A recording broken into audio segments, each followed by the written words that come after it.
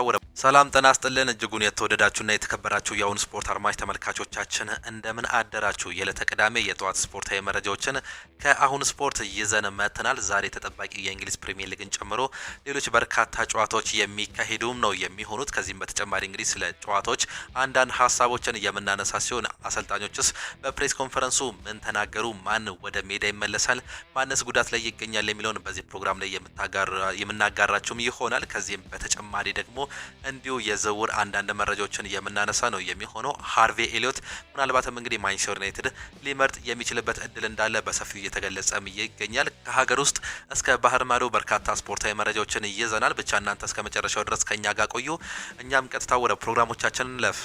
ከሀገር ውስጥ መረጃዎቻችን ስንጀምር ሸገር ከነማ ድል አድርጓል። በሲቢኤ የኢትዮጵያ ፕሪሚየር ሊግ መርሃ ግብር ሸገር ከነማ ከሀዲያ ሆሳና ጋር ያደረገውን ጨዋታ 2-0 አሸንፏል። ለሸገር ከነማ የማሸነፊያ ግቦችን አሚር አብዶ እንዲሁም ደግሞ ሚሊዮን ኃይሉ ማስቆጠር የቻሉ ሲሆን በሌላ ጨዋታ ፋሲል ከነማ ከመቻል ጋር ያደረጉትን ጨዋታ 0-0 በሆነ አቻ ውጤት አጠናቋል። ፋሲል ከነማ ያለፉትን 7 ጨዋታዎች ማሸነፍ አልቻለም። 4 ሲሸነፍ በ3ቱ አቻ መውጣቱን ነው የተመለከትነው። የደረጃ የሊግ ሰንጠረዡ ምን ይመስላል የሚለውን ስንመለከት መቻል በ36 ነጥብ አራተኛ ደረጃ ላይ የተቀመጠ ሲሆን ፋሲል ከነማ በ35 ነጥብ አምስተኛ ደረጃ ላይ ይገኛል። ሸገር ከነማ በ30 ነጥብ 8ኛ ደረጃ ላይ እንዲሁም ደግሞ ሀዲያ ሆሳና በ29 ነጥብ 10ኛ ደረጃ ላይ የተቀመጡ የኢትዮጵያ ፕሪሚየር ሊግ እንዲሁ ሊጎች ናቸው። ሌላኛው የሊጉ መሪ ሲዳማ ቡና ወደ አሸናፊነት የተመለሰበት ሌላኛው ሳምንትም እንዲሁም ቀን ሆኖም አልፏል። በትላንትናው ዕለት በሲቢ ፕሪሚየር ሊግ የተደረገው 24ኛ ሳምንት መርሃ ግብር ሲዳማ ቡና ሽረ ምድረገነትን 2-0 አሸንፏል። የሲዳማ ቡናን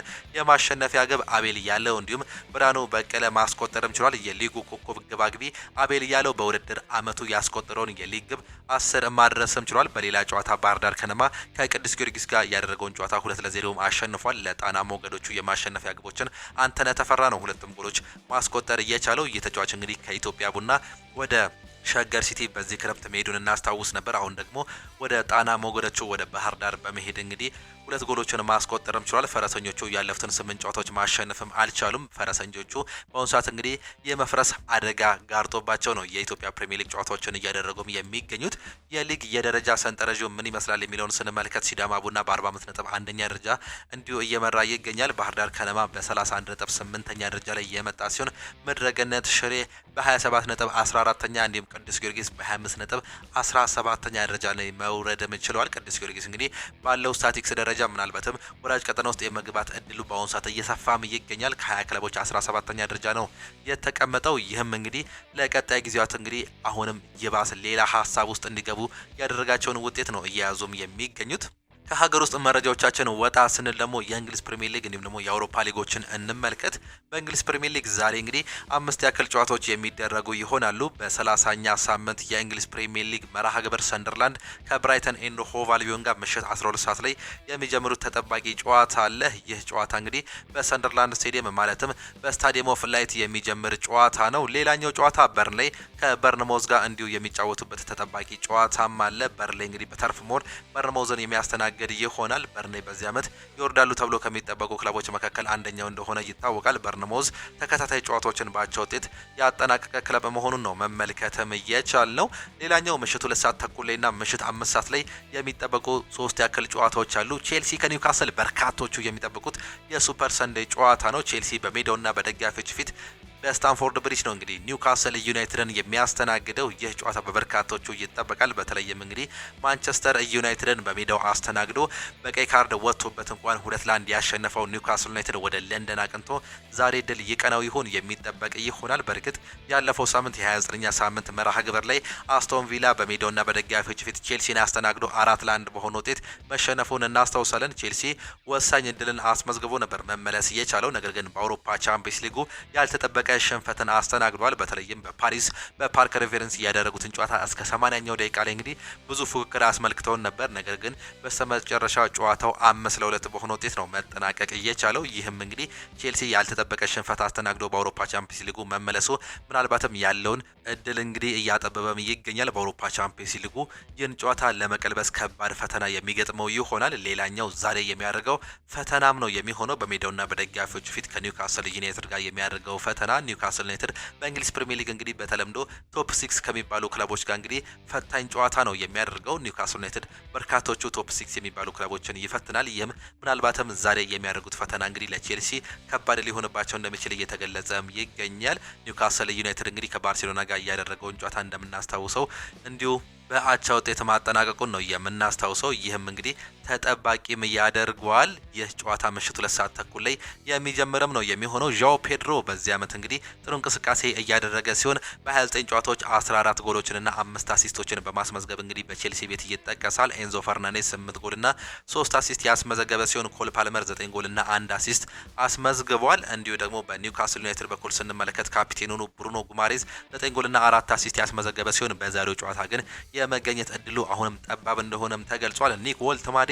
ባለፉት ተከታታይ ጨዋታዎች እንግዲህ ጎል ማስቆጠር ያልቻለው ይህ ተጫዋች በዛሬው ጨዋታ ላይ እንግዲህ ወደ ጎል ይመለስ ሲሆን የምንጠብቀው ይሆናል። አንቶኒ ጎርደንም እንዲሁ በዚህ ዓመት እንግዲህ ጥሩ እንቅስቃሴ ባያደርግም እንግዲህ በሚቀጥለው ዓመት ምናልባት በርካታ ክለቦች ከሚፈልጉት ተጫዋች መካከል አንደኛ ነው። አርሰናል፣ ማንቸስተር ዩናይትድ እንዲሁም ደግሞ ማንቸስተር ሲቲ የዙር ፈላጊ ክለቦች መሆናቸው ይታወቃል። በዛሬው ጨዋታ ላይ ስቲቫኦ እንዲሁም ደግሞ ሌቪ ኮልዊል ናቸው እንግዲህ በጉዳት ምክንያት የማይገኙት። በኒውካስል ዩናይትድ በኩል ብሩኖ ጉማሬዝ፣ ሉዊስ ማሊ፣ ፋቢያን ሻር እንዲሁም ደግሞ ኤሚል ክራፍት በጉዳት ምክንያት የማይገኙ ኒውካስል ዩናይትድ ተጫዋች መሆናቸውን ነው የተመለከትነው። ሌላኛው በተመሳሳይ ምሽት 2 ሰዓት ተኩል ላይ በሌላኛው የለንደን ክለብ የሚደረገውን ጨዋታ እንመልከት። አርሰናል በሜዳውና በደጋፊዎች ፊት በፍላይ ኤሚሬትስ ኤቨርተንን የሚያስተናግድበት ተጠባቂ ጨዋታ አለ። የሊጉ መሪ አርሰናል እንግዲህ የተከታታይ ጨዋታዎችን እንግዲህ የሚያሸንፍ ከሆነ የሊጉ የዋንጫ እድሉን በአሁኑ ሰዓት ላይ የማስፋትም እድል አለው። ዛሬ በሜዳውና በደጋፊዎች ፊት ኤቨርተንን የሚያስተናግድ ይሆናል። በዚህ ዓመት አርሰናል እንደምናውቀው እንግዲህ በማንቸስተር ዩናይትድ ብቻ ነው እንግዲህ እንግሊዝ ክለብ የተሸነፈው። በአውሮፓ ቻምፒየንስ ሊጉ ምንም አይነት ሽንፈት እስካሁን አላስተናገደም። ይህም ዛሬ ቅድሚያ እንዲሰጠው ያደርገዋል። ከኤቨርተን ጋር ከአሰልጣኝ ዴቪድ ሞይስ ጋር የሚያደርጉት ተጠባቂ ጨዋታም ይኖራል። ይህ በርካቶቹ የሚጠብቁት ጨዋታ ነው። አርሰናል ተከታታይ 3 ጨዋታዎችን እያሸነፈ ሲሆን ኤቨርተን ደግሞ በእንግሊዝ ፕሪሚየር ሊጉ 2 ተከታታይ ጨዋታዎችን አሸንፏል። አንዱን በሴንት ጄምስ ፓርክ ስቴዲየም ኒውካስልን እንዲሁም ደግሞ በሜዳው በርሊን አስተናግዶ ማሸነፍ መቻሉን ነው የተመለከት ነው።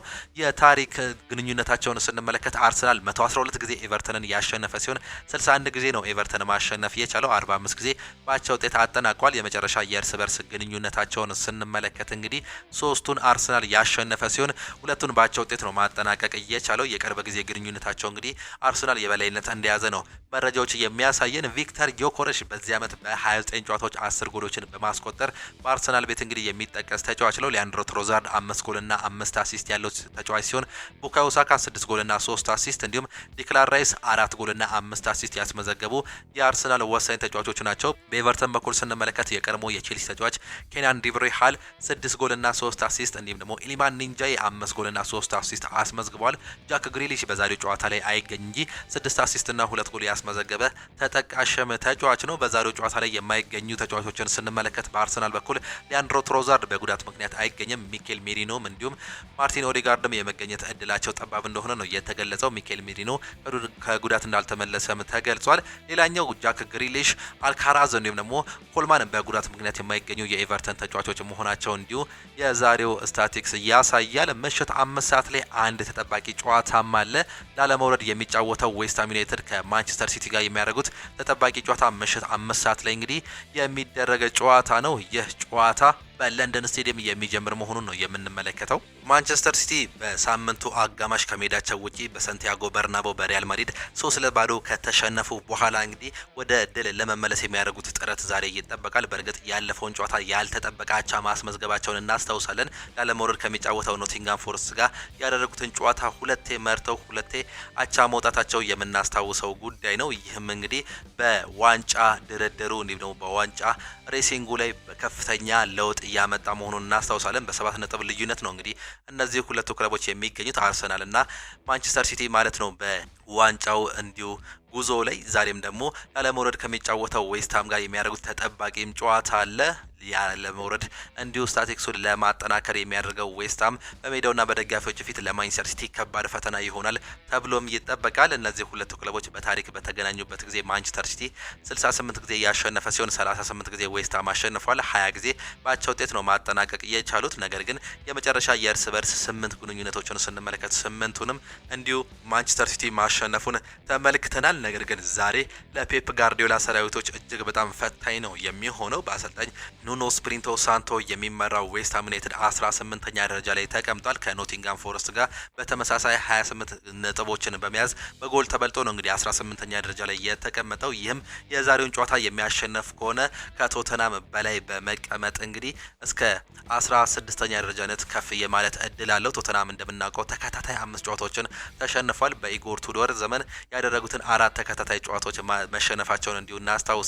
ዌስትሃም ዛሬ ለማንቸስተር ሲቲ ፈተና ሆኖ እንደሚቀርብ በርካቶችም እየገለጹም ይገኛሉ። በዛሬው ጨዋታ ላይ ፋቢያንስኪ ነው እንግዲህ በረኛው ነው በጉዳት ምክንያት በዌስትሃም በኩል የማይገኘው። በማንቸስተር ሲቲ በኩል ግቫርዲዮል፣ ሪኮ ሊዩስ እንዲሁም ደግሞ ማቴዮ ኮቫቺች በጉዳት ምክንያት የማይገኙ መሆናቸው ተገልጿል። በእነዚህ ሁለቱ ክለቦች መካከል ጥሩ እንቅስቃሴ እንዲሁም ደግሞ ጎል ላይ ተጽዕኖ ያላቸው ተጫዋቾችን ስንመለከት በዌስትሃም በኩል ጃሮድ ቦን 8 ጎልና 5 አሲስት አስመዝግቧል። ይህ ተጫዋች እንግዲህ በርካታ ክለቦች አሁንም እየፈለጉት ይገኛሉ። በዚህ ዓመት ድንቅ አቋሙን እያሳየ የሚገኘው ሰመርቫይል 5 ጎልና 1 አሲስት ያስመዘገበ ሲሆን ካሎም ዊልሰንም በተመሳሳይ 5 ጎልና 1 አሲስት አስመዝግበዋል። ማንቸስተር ዩናይትድ የሚፈልገው ማቲያስ ፈርናንዴዝ ደግሞ 3 ጎልና 3 አሲስት በማስመዝገብ የሚጠቀስ ተጫዋች ነው። ኤርሊንግ ብሮት ሃላንድ በእንግሊዝ ፕሪሚየር ሊጉ 22 ጎልና 7 አሲስት በአጠቃላይ በ29 ጨዋታዎች 29 የጎል ተሳትፎ በማድረግ እንግዲህ በዚህ ዓመት ይጠቀሳል። ያለፉትን ተከታታይ ጨዋታዎች እንዲሁ ፈታኝ ቢሆንበትም እንግዲህ በዚህ ዓመትም የኮከብ ጎል አግቢነቱን እየመራም ይገኛል። ሪያን ቸርኪ 8 አሲስት እና 3 ጎል ያለው ሲሆን ፊልፎደን 7 ጎልና 3 አሲስት እንዲሁም ቲጃኒ ራይንደርስ 5 ጎልና 2 አሲስት በማስመዝገብ በማንቸስተር ሲቲ ቤት ይጠቀሳሉ። በተለይም እንግዲህ ያለፈውን ጨዋታ በአውሮፓ ቻምፒየንስ ሊጉ መሸነፋቸውን ተከትለው የአውሮፓ ቻምፒየንስ ሊግ ከሪያል ማድሪድ ጋር በሜዳቸው ማክሰኞ ይጫወታሉ። ይህም ከባድ ፈተናም ይሆንባቸዋል። ይህንን ውጤት ይቀለብሱታል ተብሎ ባይጠበቅም እንግዲህ በእንግሊዝ ፕሪሚየር ሊግ ግን ያላቸውን የዋንጫ እድል እንግዲህ በአሁኑ ሰዓት ላይ በራሳቸው ለመወሰን ባይችሉም የአርሰናልን ውጤት እየጠበቁ የራሳቸውን ማሸነፍ የቤት ስራ ግን መስራት ይጠበቅባቸዋል። ዛሬም ከባድ ፈተና ምሽት ላይ የሚያጋጥማቸው ነው የሚሆነው።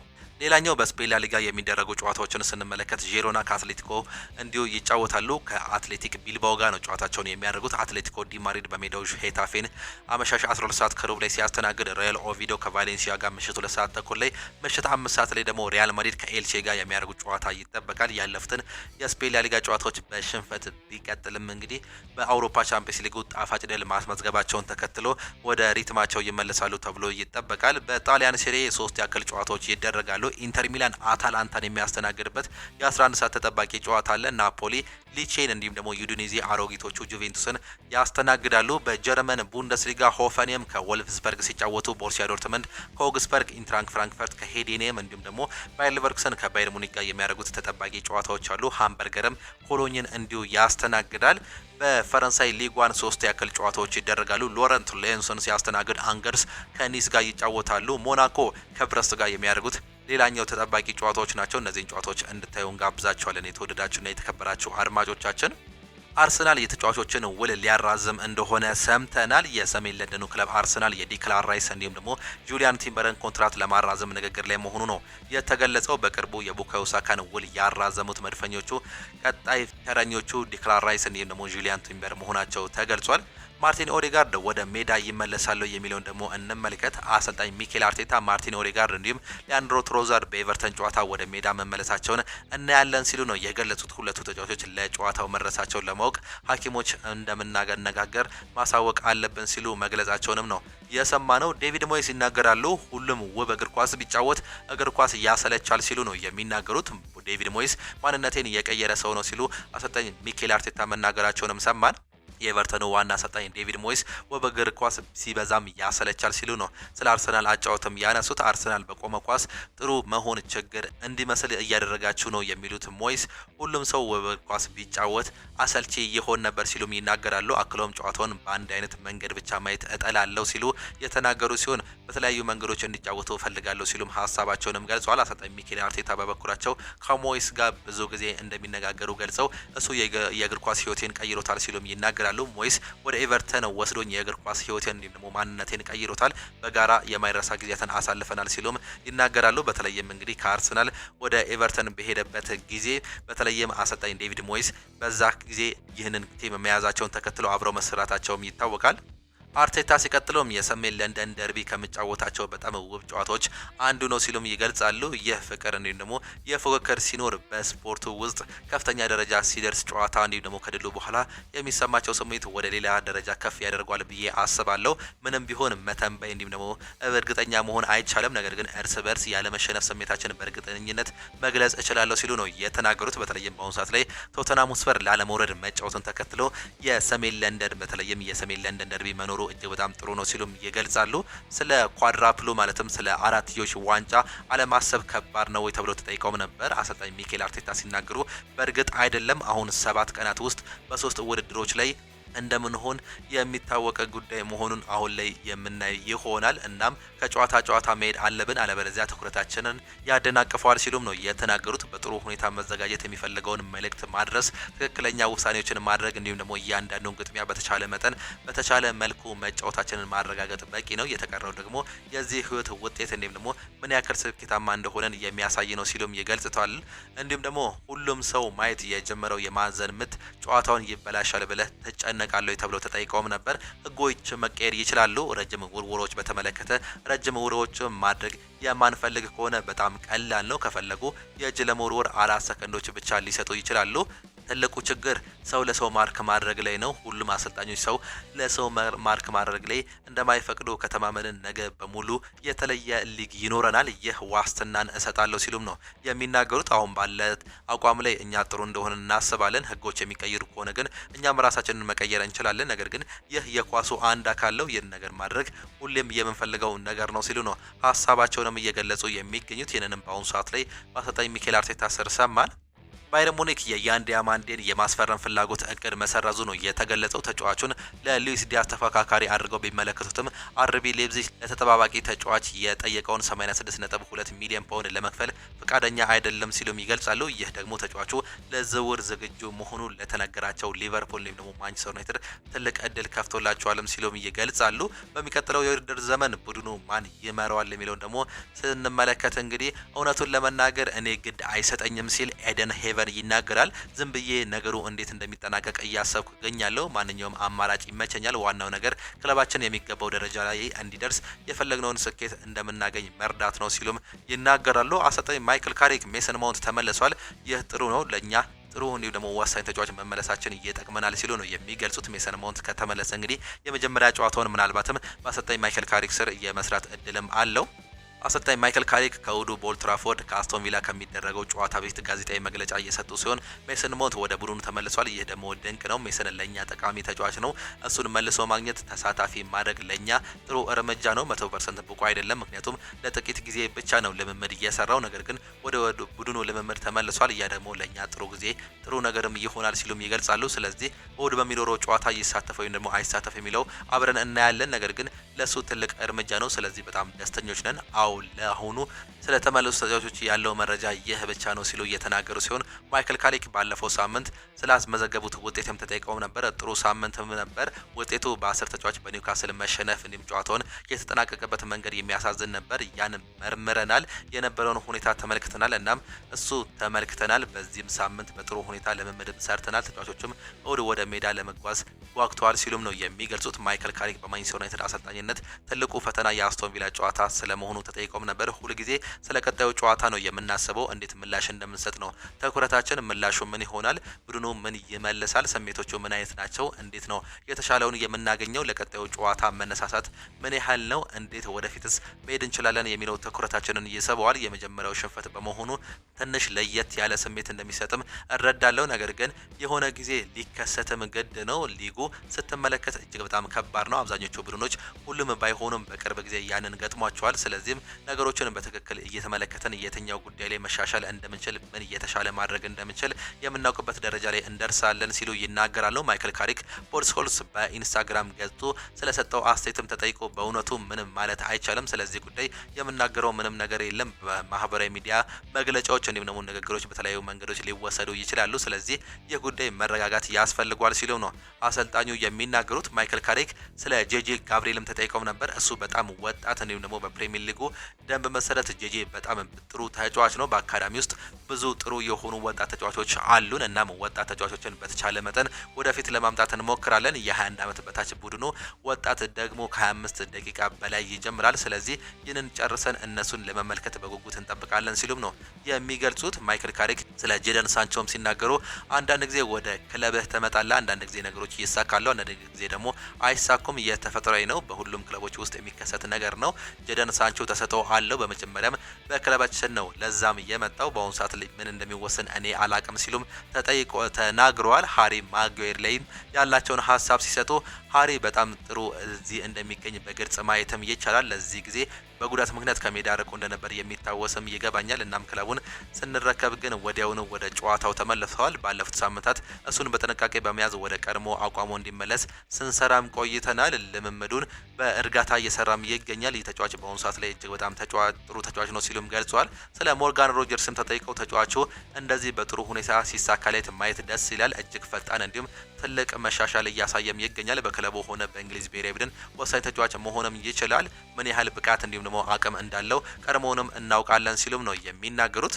ቶማስ ቱሄል እንዲሁም ደግሞ ካርሎ አንቸሎቲ ለብሔራዊ ቡድናቸው እንዲሁም ደግሞ ያላቸውን ኮንትራት ማራዘማቸው በማንቸስተር ዩናይትድ የአሰልጣኝ ዝርዝር ላይ ከፍተኛ ተጽዕኖ እንደፈጠረ ኢስፔን አስነብቧል። ማንቸስተር ዩናይትድ የላቀ የታክቲክ እውቀት እንዲሁም ደግሞ አሰልጣኝ ይፈልጋል። ነገር ግን ማይክል ካሪክ እስካሁን ያንን መስፈርት አላሟለም ሲልም እንዲሁ እየተገለጸም ይገኛል። ሌላኛው የናፖሊ የስፖርቲንግ ዳይሬክተር ጆቫኒ ማና ስለ ራስመስ ሆይሉንድ ይናገራሉ። ምንም ጥርጥር የለውም ራስመስ ሆይሉንድ በናፖሊ ይቆያል ሲሉ ነው የገለጹት። ናፖሊ ለ2026/27 ሻምፒዮንስ ሊግ ማለፍ ከቻለ ተጫዋቹ በማንቸስተር ዩናይትድ በ44 ሚሊዮን ዩሮ የመግዛት ግዴታ አለብን። ነገር ግን ይህ ቅድመ ሁኔታ ባይሳካም እሱ በቅዳችን ውስጥ አለ ሲሉ ሀሳባቸውን መግለጻቸው ነው የገለጹት። በአሁኑ ሰዓት ላይ በለዋል ማለትም በውሰት መሰጠቱን ተከትሎ ማንቸስተር ዩናይትድ 6 ሚሊዮን ፓውንድ አግኝቷል። 44 የሚያገኝ ከሆነ እስከ 50 የማግኘት እድልም አለው። በአሁኑ ሰዓት ላይ እንግዲህ ማንቸስተር ዩናይትድ ካላቸው ወሳኝ እንዲሁም ነው ዋና አላማ ውስጥ ራስመስ ሆይሉንድን እንዲሁም ነው ማርከስ ራሽፎርድን በመሸጥ እስከ 80 ሚሊዮን ፓውንድ የማግኘት ፍላጎት እንዳላቸው ነው በብዙ ላይ እየተገለጸ የሚገኘው። ዶሚኒክ ሶቦዝ ላይ ብዙ ማሳካት የሚፈልጋቸው ነገሮች አሉ ሲሉም ይገልጻሉ። የካቲት የወሩ ምርጥ ተጫዋች በመባል አብላጫ ድምጽ መመረጡ ይታወቃል። ሶቦዝ ላይ ከሽልማቱ በኋላ በሰጠው አስተያየት ሽልማቱን ዳግም ማሸነፍ አስደናቂ ነገር ነው፣ ነገር ግን በዚህ ዓመት ማሳካት የሚፈልጋቸው ነገሮች አሉ፣ ስለሱ መስራታችንን እንቀጥላለን ሲል የተናገረ ሲሆን ደጋፊዎቻችን በድጋሚም አመሰግናለሁ። 4 ጊዜ በጣም ጥሩ ጊዜ ወቅት እንዲሁም ማሳለፍም ችያለሁ። ብዙ ጊዜ መርጠውኛል። ለዚህ ቲም የሁሉንም አደርጋለሁ ሲልም ነው መግለጽም እየቻለው። አሰልጣኝ አርነ ስሎት ስለ አሌክሳንደር አይዛክ ይናገራሉ። እስካሁን ለማገገም የሚሰራበት መንገድ እጅግ በጣም ጥሩ፣ ነገር ግን እስካሁን ድረስ ልምምድ አልጀመረም ሲሉም ነው የሚገልጹት። የቶተናም ተጫዋች በሊቨርፑል ጨዋታ እንደማይገኝም ተገልጿል። ቶተናም ከሊቨርፑል ጋር በሚያደርገው የሊግ በርካታ ወሳኝ ተጫዋቾቻቸው እንደማይገኙ ኢጎር ቱዶር እየተናገሩ ሲሆን ክርስቲያን ሮሜሮ ካፒቴኑን ጨምሮ ጆ ፓሊኒያ እንዲሁም ደግሞ ሚኪ ቫንደቢን ከጨዋታው ውጪ መሆናቸው አሰልጣኙ አረጋግጧል። በተጨማሪም ቢሱማ እንዲሁም ደግሞ ኮነር ጋላገር ለጨዋታው መድረሳቸው አጠራጣሪ መሆኑ ነው እየተገለጸ የሚገኘው። ሁልጊዜ የሆነ ነገር ይፈጠራል፣ በህይወቴ እንዲህ ገጥሞኝ አያውቅም፣ ነገር ግን አናለቅስም፣ እንፋለማለን ሲሉ አሰልጣኙ መናገራቸውንም ነው እየሰማን የምንገኘው። ወደ 13 የሚጠጉ ተጫዋቾች እንግዲህ ወሳኝ ተጫዋቾች የሚባሉት በጉዳት ምክንያትም እንደማይገኙም ተገልጿል። ፔፕ ጋርዲዮላ ሶስተኛው አሰልጣኝ መሆናቸው ተገልጿል። የማንቸስተር ሲቲው አሰልጣኝ ፔፕ ጋርዲዮላ የካቲት ወር የፕሪሚየር ሊጉ ምርጥ አሰልጣኝ በመባልም ተመርጠዋል። አሰልጣኝ ፔፕ ጋርዲዮላ ከ2021 በኋላ ለመጀመሪያ ጊዜ የፕሪሚየር ሊጉ ምርጥ አሰልጣኝ ሽልማትን አሸንፈዋል። ፔፕ ጋርዲዮላ በ2021 ወዲህ 3 የፕሪሚየር ሊግ ዋንጫን ቢያሸንፉም ምርጥ አሰልጣኝ አልተባሉም ነበር። ፔፕ ጋርዲዮላ 12ኛ የፕሪሚየር ሊግ የወሩ ምርጥ አሰልጣኝ ሽልማትን አሸንፈዋል። በዚህም ጊዜ በማሸነፍ ከሰር አሌክስ ቻከማን፣ ፈርጉሰን፣ አሌክሴም ቬንገር በመቀጠል ሶስተኛው አሰልጣኝ መሆናቸው ነው የተገለጸው። ፔፕ ጋርዲዮላ የቪኒሲየስ ፍጹም ቅጣት ምት አያሰጥም ሲሉ ስለ ማንቸስተር ሲቲው እንዲሁም ደግሞ ስለ አውሮፓ ቻምፒየንስ ሊግ ጨዋታም ይናገራሉ። ያ ጨዋታ ፈታኝ ነበር፣ ነገር ግን ለኛ ጥሩ እንቅስቃሴ አድርገንም ነበር። ቪኒሲየስ ጁኒየር ያገኘው ፍጹም ቅጣት ምት አያሰጥም፣ ዶናሩማ ኳሱን ነክቶታል፣ ውሳኔው ስህተት ነው ሲሉ የራሳቸውን ሀሳብ መስጠታቸውን ነው እየሰማ ነው። ማድሪድን ብናሸንፍ ምርጫዬ ላይ ማንም ጥያቄ አያነሳም ነበር፣ ስንሸንፍ ግን ሌላ ታሪክ ነው ሲሉም ይናገራሉ። ከሸፈት በኋላ መልሶ ማገገም ተለምደናል፣ ለአመታት በዚህ ሁኔታ ውስጥ አሳልፍ ያለው፣ ስለዚህ ወደ ቀጣዩ ጨዋታ እንሄዳለን ሲሉ ስለ መልሱ ጨዋታ ማውራታቸውን ነው እንዲሁ የሰማ ነው። እጅጉን የተወደዳችሁና የተከበራችሁ የአሁን ስፖርት አድማጭ ተመልካቾቻችን ለዛሬ የነበረን ስፖርታዊ መረጃዎቻችን ይህንን እየመስሉ ነበር። ፕሮግራሞቻችንን እንዴት አያችኋቸው? ሀሳብ አስተያየታችሁን ኮመንት ቦክስ ላይ ልታጋሩን ትችላላችሁ። የዛሬ የአሁን ስፖርት የጧት ፕሮግራሞቻችን በዚሁ የሚጠናቀቁ ይሆናሉ። ከዚህም በተጨማሪ አንዳንድ መረጃዎችን ለማጋራት እንሞክራለን። ከነዚህም መካከል እንግዲህ ሰንደርላንድ ከብራይተን ኤንድ ሆቭ አልቢዮን የሚያደርጉት ጨዋታ ይጠበቃል። በርንሌይ ከበርንሞስ፣ ቼልሲ ከኒውካስል ዩናይትድ፣ አርሰናል ከኤቨርተን እንዲሁም ዌስትሃም ከማንቸስተር ሲቲ የሚያደርጉት የዛሬ ተጠባቂ ጨዋታዎች ናቸው። ከ12 ሰዓት እስከ ምሽት 5 ሰዓት ናቸው። እነዚህ ጨዋታዎች የሚደረጉት በስፔን ላሊጋም ከሚጠበቁ ጨዋታዎች መካከል አትሌቲኮ ዲ ማድሪድ ከሄታፌ፣ ሪያል ማድሪድ ደግሞ ከኤልቼ ጋር የሚያደርጉት ተጠባቂ ጨዋታዎች አሉ። በጣሊያን ሴሪኤ ኢንተር ሚላን ከአታላንታ፣ ናፖሊ ከሌቼ እንዲሁም ደግሞ ዩዲኔዜ ከጁቬንቱስ ጋር የሚያደርጉት ተጠባቂ ጨዋታዎች አሉ። በጀርመን ቡንደስሊጋ እንዲሁም በፈረንሳይ ሊጓን የሚደረጉ ጨዋታዎችን እንድታዩ እየጋበዝን የዛሬ ፕሮግራሞቻችን እናጠናቅቃለን። ቻው ቻው። መልካም ጊዜ፣ መልካም ሙሉ ይሁንላችሁ።